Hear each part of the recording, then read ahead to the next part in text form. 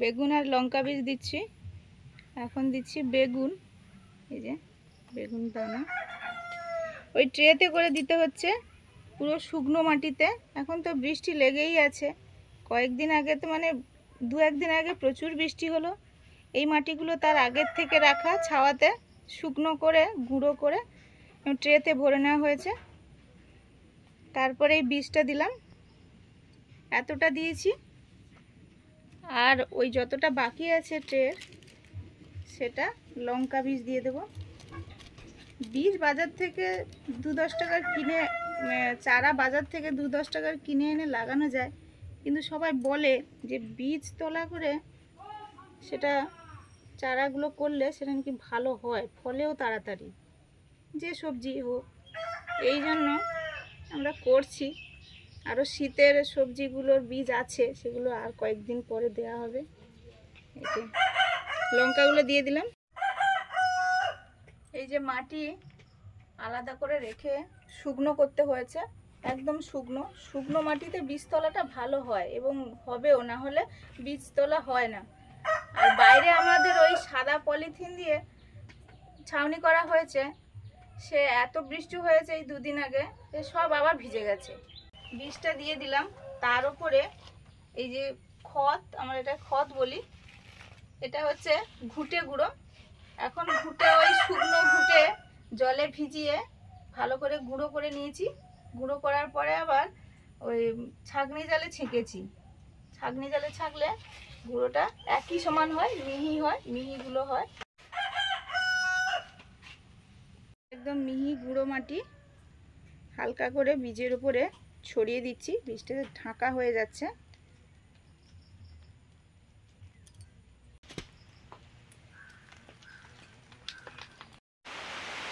বলতে বলতে আবার বৃষ্টি চলে এলো।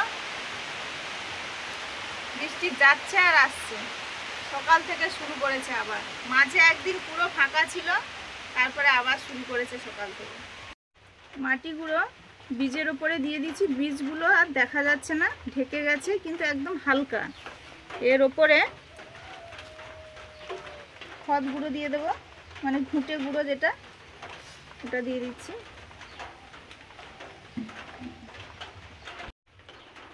এগুলো সব আমরা বাবা দিত, ছোটোবেলা দেখেছি, প্লাস এখানে এসেও তো দেখেছি এগুলো সব দেওয়া হয় বীজতলা শীতের সময়। তারপরে দোকানদার আবার এখন বলে দিয়েছে, একটা হ্যান্ডবিল দিয়েছে, তাতে সবই লেখা আছে। সেই মতো করে করার চেষ্টা করছি।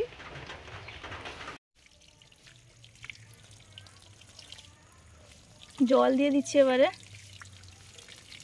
ওই 4-5 বার জল দিতে হবে দিনে।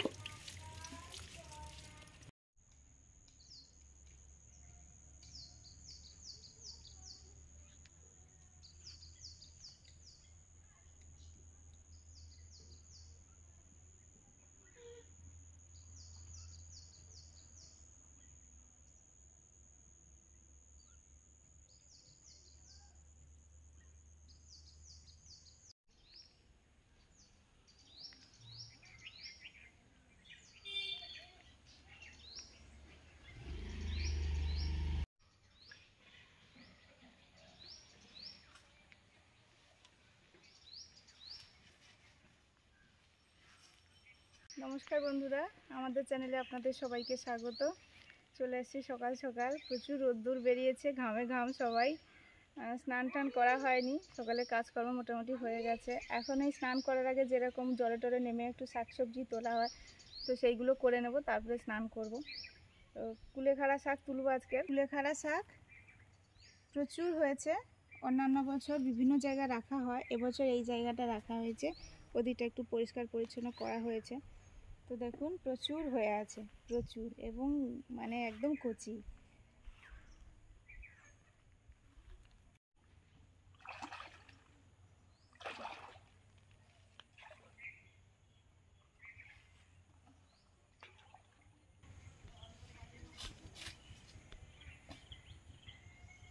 আপনারা এই কুলেখাড়া শাক দেখলেই বলেন যে এত কুলেখাড়া শাক হয়েছে। সত্যি অনেকে এরকম ফ্রেশ বা এরকম মানে হয়ে আছে পায় না, কিন্তু আমাদের হয়, আমাদের হয়ে থাকে প্রায় সময়, সারা বছরই। আর খাওয়া তো খুবই ভালো, এই শাক খাওয়া খুবই ভালো বলে সবাই।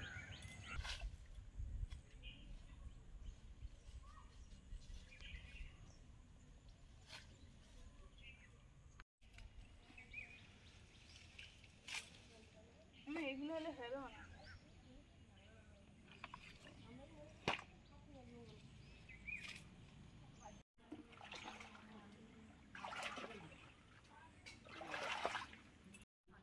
যতটা পরিমাণ লাগবে ওইটুকুই নিয়েছি।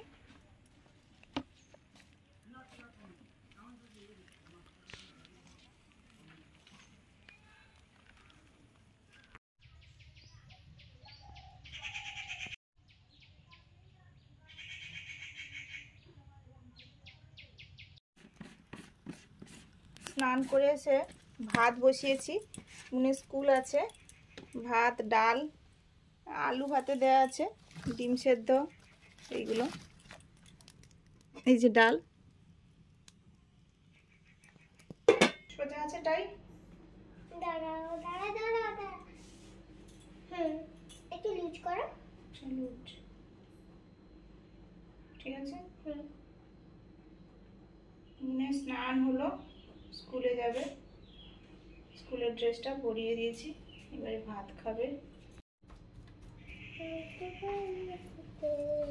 আলু মাখা হচ্ছে, ডাল, ডিম সেদ্ধ, এইগুলো দিয়ে মনে আজকে খেয়ে দিয়ে স্কুলে যাবে।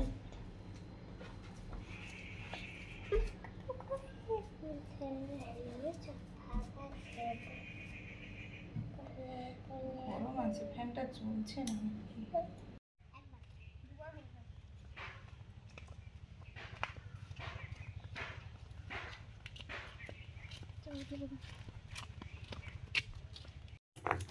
মন স্কুলে গেল, এবারে রান্না বান্না শুরু করব।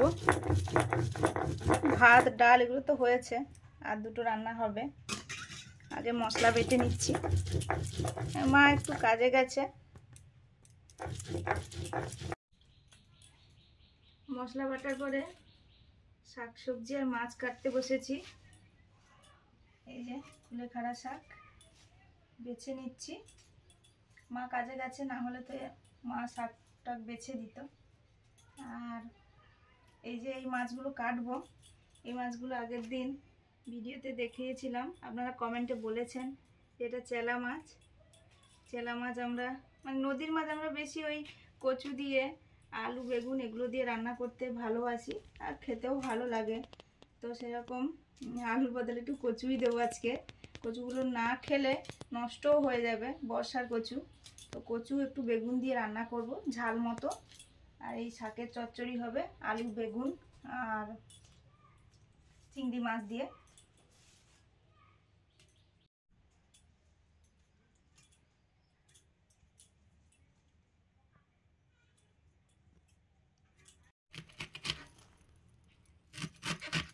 শাক বাছা হয়ে গেছে, কেটে নিচ্ছি।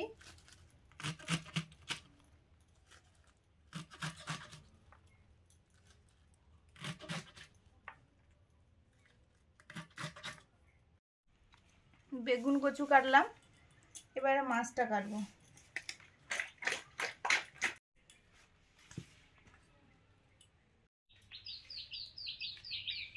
চেলা মাছগুলো কেটে নিচ্ছি।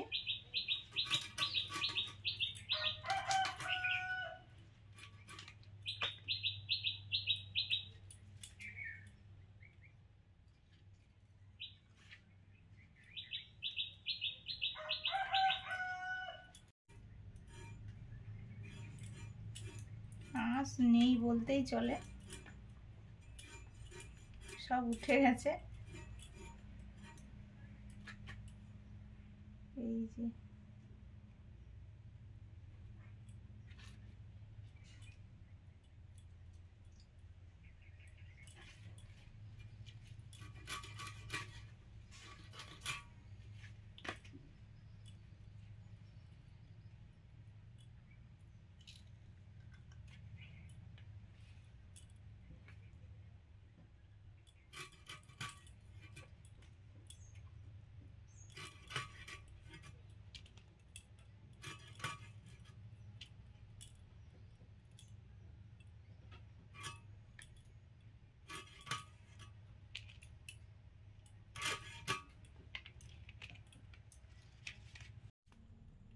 উনুন ধরিয়ে কড়াতে জল দিয়েছি। ওল আর কচুটা ভাপিয়ে নেব। ওলটা একটু ভাজা করব, এই যে পাতলা পাতলা করে চাকা চাকা করে কেটেছি, ভাপিয়ে নিচ্ছি দুটো একসঙ্গে।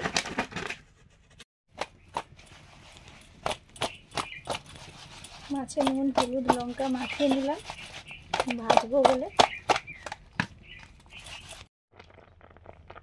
সরষের তেল,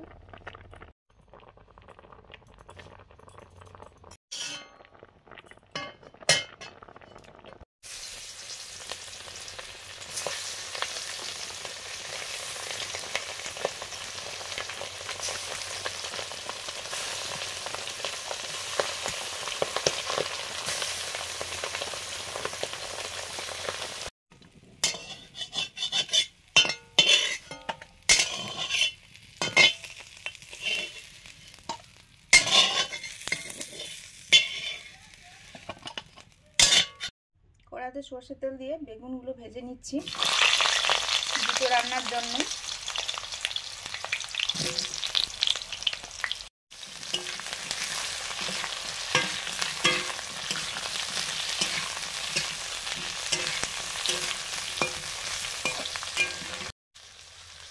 অল্প লবণ,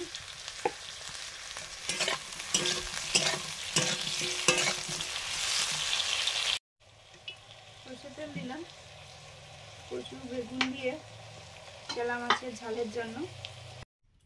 শাকে রান্না করছি, 5 ফোড়ন, আলু,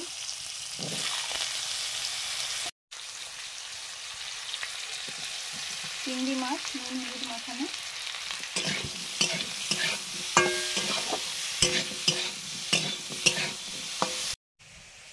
চেলা মাছের রান্না করব। সরষের তেল দিয়ে কালো জিরে দিলাম,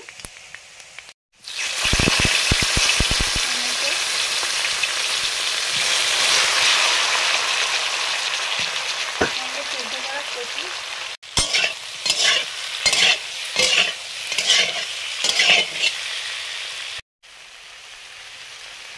আদা বাটা, সঙ্গে একটু কাঁচা লঙ্কাও আছে।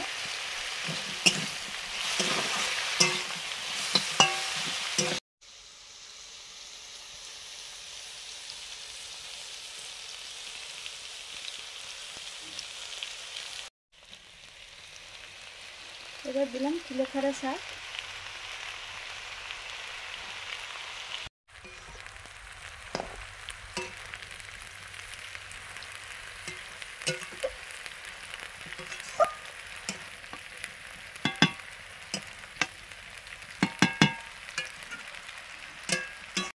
লঙ্কা গুঁড়ো,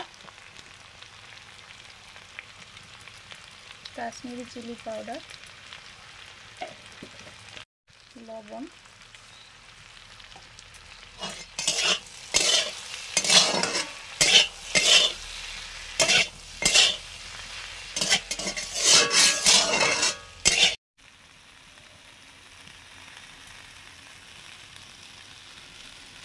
সরষে, জিরে আর কাঁচা লঙ্কা একসঙ্গে বেটেছি, দিয়ে দিলাম। এবারে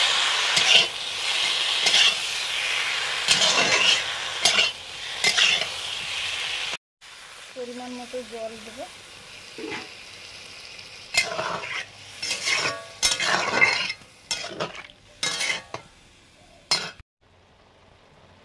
জিরে সর্ষে কাঁচা লঙ্কা বাটা,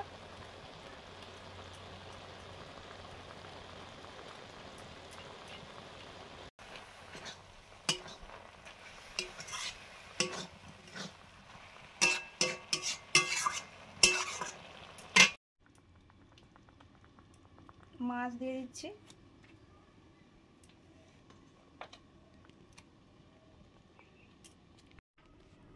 ভেজে রাখা কয়েকটা বেগুন দিলাম,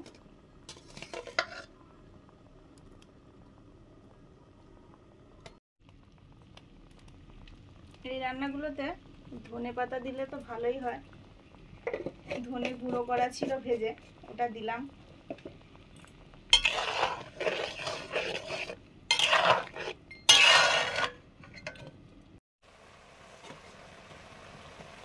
ভেজে রাখা বেগুন দিলাম।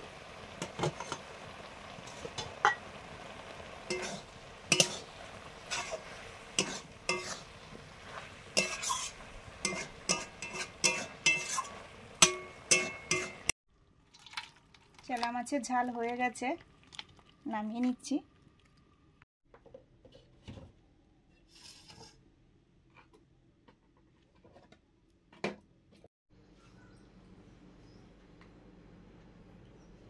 আমরাই খেতে বসবো। মা তো বাইরে গেছে বললাম, এখনো ফেরেনি। বাবাও দেখি স্নান করে গেল কোথাও, এই জন্য সবার তরকারি বেড়ে রেখে দিচ্ছি। মুনের শাক তরকারিটাও হয়ে গেছে, নামিয়ে নিয়ে চলে এসেছি। মাকে ফোন করছিলাম, বললো এখনো টাইম লাগবে, তোমরা বসে পড়ো। হ্যাঁ একদম, ডাল সবজি মাছের তরকারি সব নিয়ে বসে পড়েছি।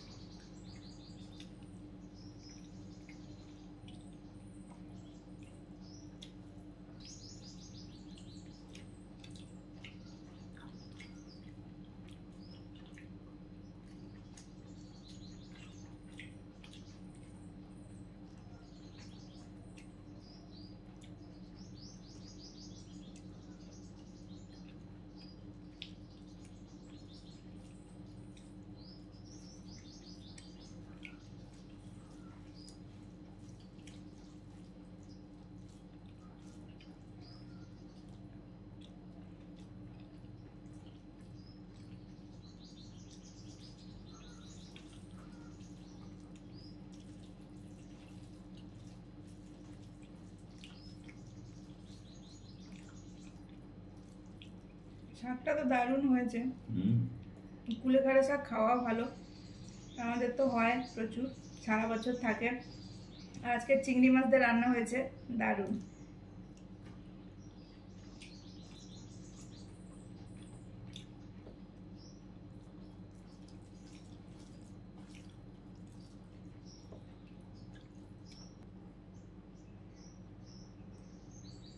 এবারে খাও মাছের ঝাল।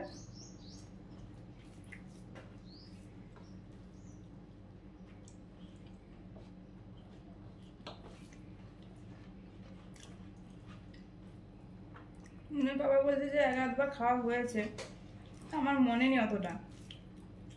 হ্যাঁ খাওয়া মনে হয় যেত। সব নদীর মাছগুলো রান্না করে করলে যেন একই ফ্লেভার। সেন্টে খুব ভালো লাগে নদীর মধ্যে।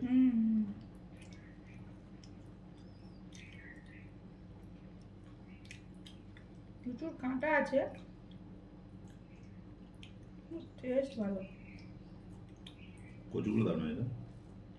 কচুগুলো একদম গলে গেছে। সুপার।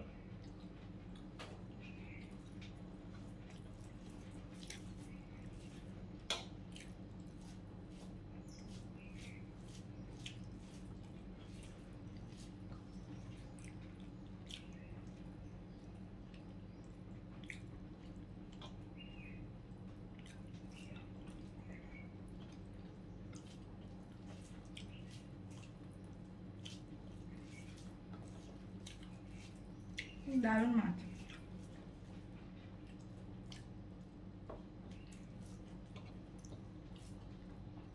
কাঁটা বলে কি হবে, কাঁটাগুলো কিন্তু ছাড়ানো যাবে। ইলিশ মাছের যেমন ছাড়ানোটা একটু অসম্ভব হয়ে যায়, মনে হচ্ছে ছাড়ানো যাবে। একটু বড় মাছ হলে আর একটু সুবিধা হবে।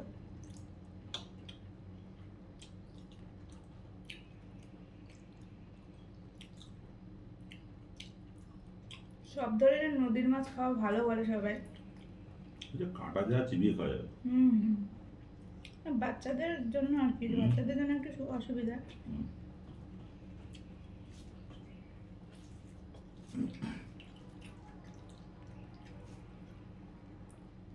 যেমন হয় সবার বাড়িতে দুপুরে রান্না বান্না খাওয়া দাওয়া একই রকম, আমাদের একদম ঘরোয়া সব রান্না, যা মাছ শাকসবজি যা থাকে তাই দিয়ে। সবাই ভালো খান, সুস্থ থাকুন। পরের দিন দেখা হচ্ছে নতুন ভিডিও নিয়ে, আমাদের সঙ্গে থাকুন আর আমাদের চ্যানেলকে সাবস্ক্রাইব করুন, পাশে থাকুন। টাটা। টাটা, সবাই ভালো থাকবেন।